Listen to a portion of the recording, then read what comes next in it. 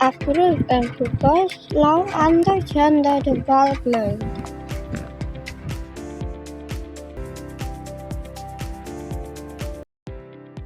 Act number 10361, also known as the Domestic Workers Act or Batas Isang Bahay, is an act instituting for policies for the protection and welfare for domestic workers. This act should be known as the Domestic Workers Act or Batas Kasambahay. It was signed into law on January 18, 2013.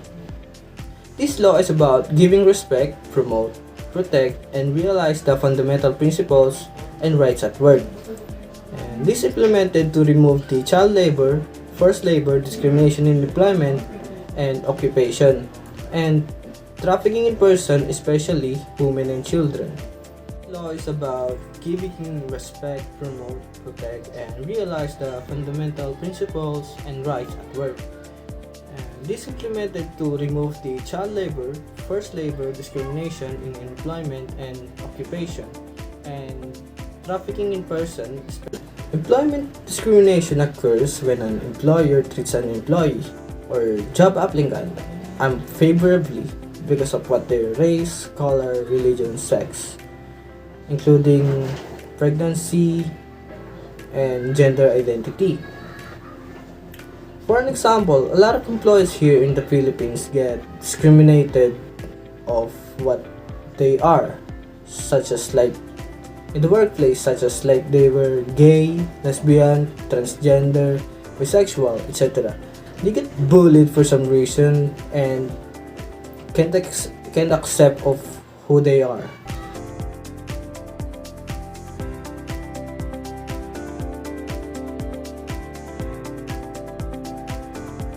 Senate Bill, or known as House Bill 689. Oral law, not anti-discrimination bill. This law implies especially the person that is part on LGBTQIA. SOGI bill is an acronym for SOGI, an acronym for sexual orientation, gender identity, and gender expression. It's a law that says no discrimination on the sexuality and the gender. Therefore, that there's a law about this, many people is still against LGBT. They think that someone should act or think just like what their gender is. Many people judge based on what they see. One of the example here is Jake Cyrus, or known as Charis Pempenko.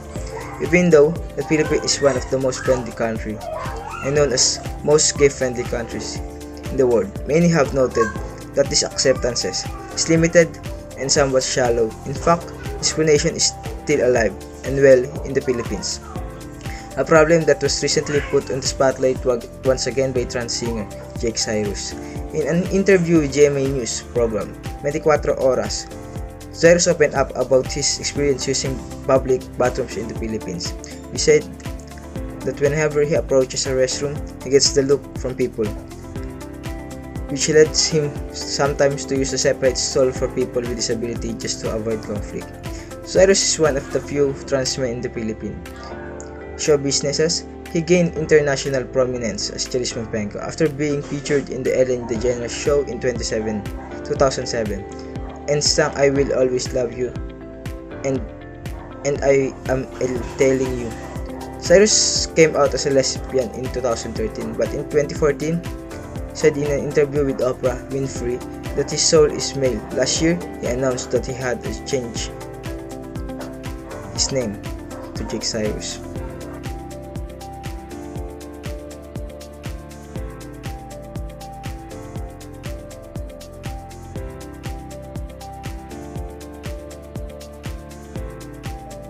On the Republic Act 8760, an act appropriating funds for the operation of the government of the Republic of the Philippines from January 1 to December 31, 2000, and for other purposes.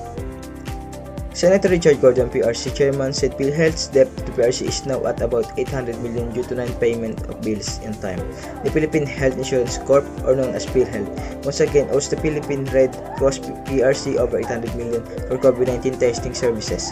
Senator Richard Gordon stated that as much as possible, I don't want to talk about that, but it reaches almost 1 billion again. It's 800 million again, Gordon said, over radio.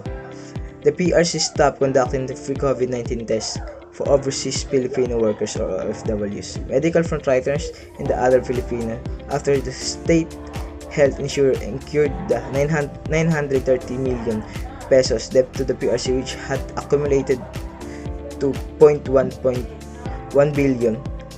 On October 27, PRC resumed COVID-19 testing after PRC had made its first partial payment of 500 million to the PRC. Another 100 million payment was made.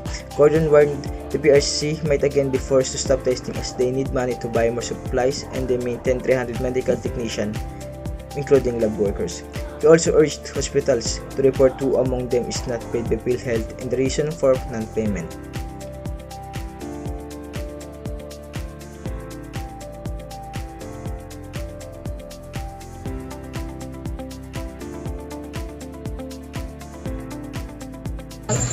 Republic Act No. 7877 or Anti-Sexual Harassment is act declaring sexual harassment unlawful on the environment, educational and training environment, and for other purposes.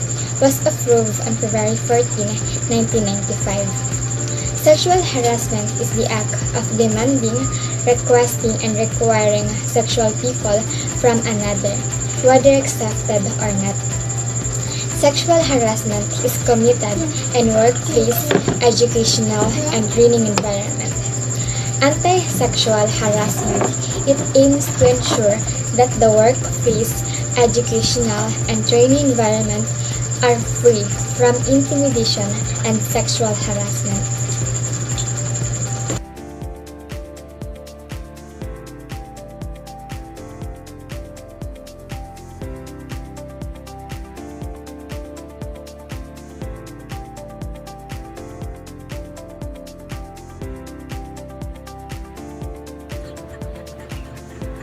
Republic Act No. 7322 increased maternity benefits to favor women workers in the private sector. Republic Act No. 7322 enhanced maternity benefits for women workers in the private sector in the Philippines by extending maternity leave and providing full pay during this period. The law mandates 78 days of leave for normal delivery and 98 days cesarean delivery. Benefits provided by Social Security system. This legislation aims to support women's health, promote gender equality, and ensure financial stability for working mothers during maternity leave. Example, they are female employees at the manufacturing company in the Philippines is entitled to 60 days of paternity leave due to complications during her pregnancy. Her employer Bea provided full salary during this time. Bea employer continues to pay full salary, ensuring financial stability. Once Bea returns to work, the employee submits documentation to the SSS to review the 54,000 pesos advance for a year. This law supports women to childbirth and retrograde promotion, deal with women, and foster healthier, more inclusive workplace.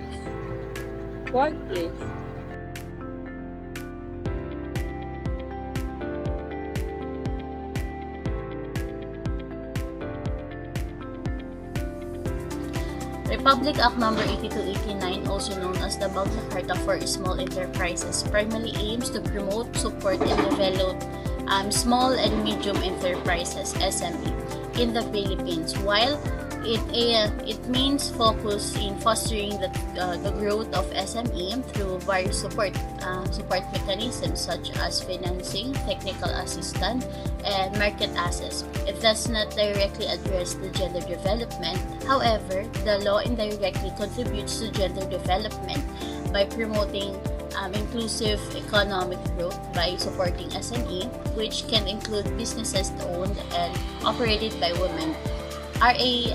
Republic Act 8289 helps create opportunity for female entrepreneurs and promotes gender equality. in economic participation. It encourages a more diverse and inclusive business environment, thereby contributing a broader gender development goals in the country.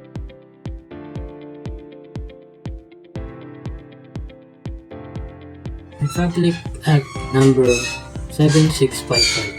Our fellow Filipino hear about this law, and we have so many fellow Filipino don't have a choice to find a better job, and it's your job than working house helpers. So they find in every space in Philippines, especially in our country, and most of the women who work house helpers in our country get physically, emotionally get violated. Then a man, in order to live a life better future in sake of their family, they have no choice to earn money and getting violence in other people taking advantage of work house helpers.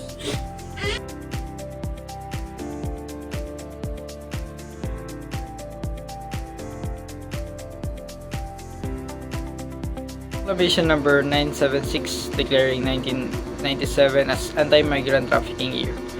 President Fidel V. Ramos of the Philippines issued Proclamation number 976 on March 19, 1997 designating 1997 as the Anti-Migrant Trafficking Year. The intention was to increase public awareness of human trafficking, particularly as it relates to migrant workers, and to encourage initiatives aimed at preventing exploitation and abuse. The declaring stressed the significance of international cooperation in the fight against the human trafficking and urged government agencies, non-governmental organizations, and the general public to collaborate in order to support victims and ensure safety.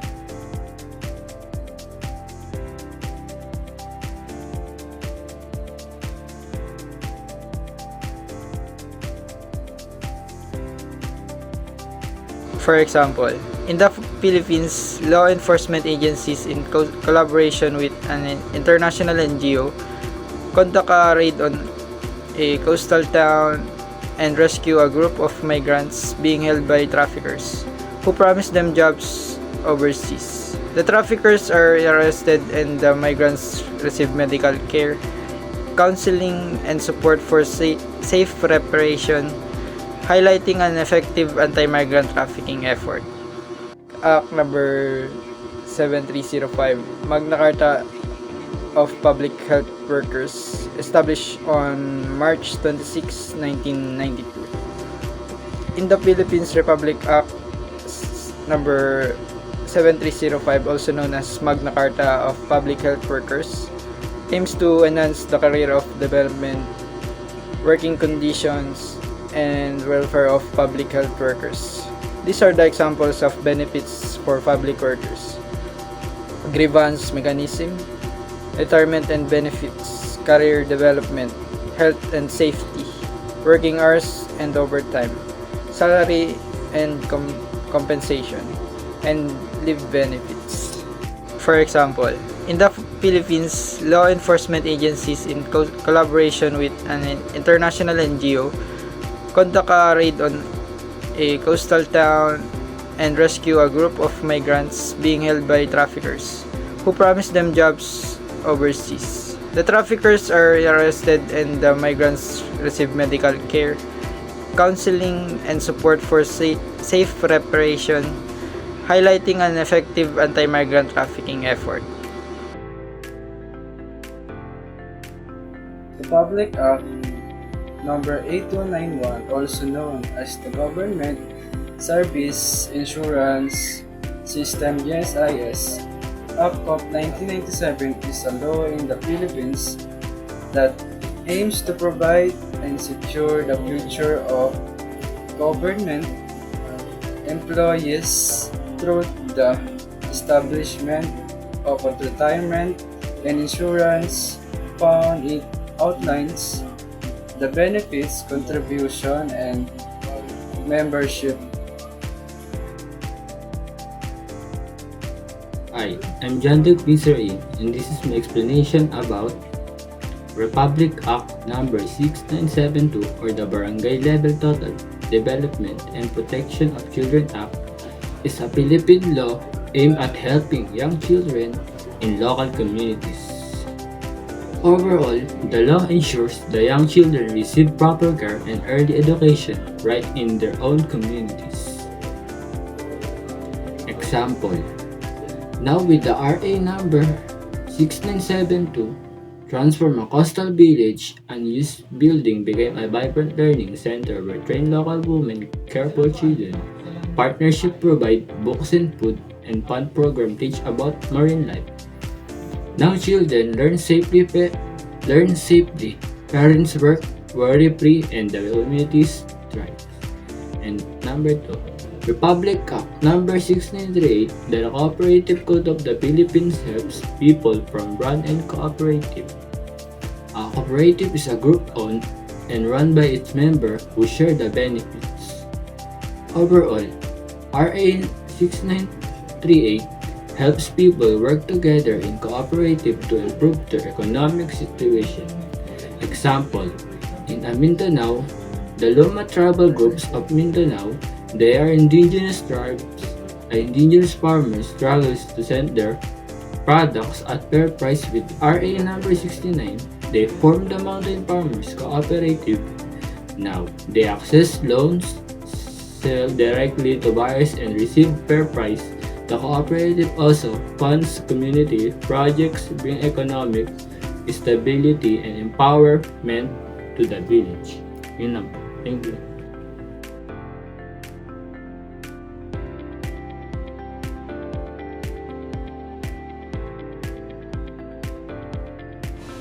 May 1, 1994, the Portability Law, also known as Republic Act number 7699, permits employees to move their retirement funds from one employment or pension plan to another.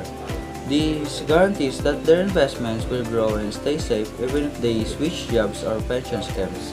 For example, Republic Act number 7699 allows women to change careers without having to forfeit their retirement savings, which promotes gender development.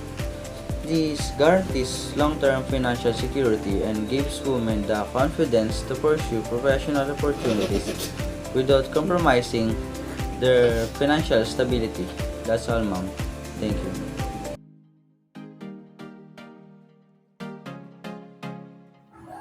Hello ma'am, I'm Ken Salvadera and I'm going to discuss the RA number 7882 that published on February 20, 1995.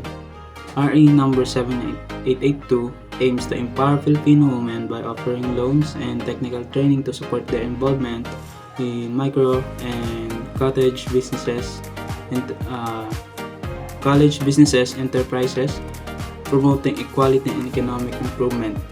Microfinance loans. The law could facilitate access to microfinance loans specifically tailored for women-owned businesses, enabling them to invest in their in ventures or expand existing ones. Of course, loans are microfinance under RA number 7882 are comparable to empowerment seeds for companies run by women.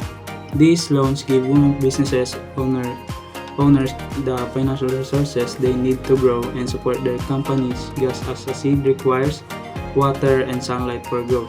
Women can plant the seed of the business's idea and watch them grow into successful business if they have access to options for personalized microfinance. This not only help individual women but also supports an environment of innovation, entrepreneurship, and local economic growth. That's all, ma'am.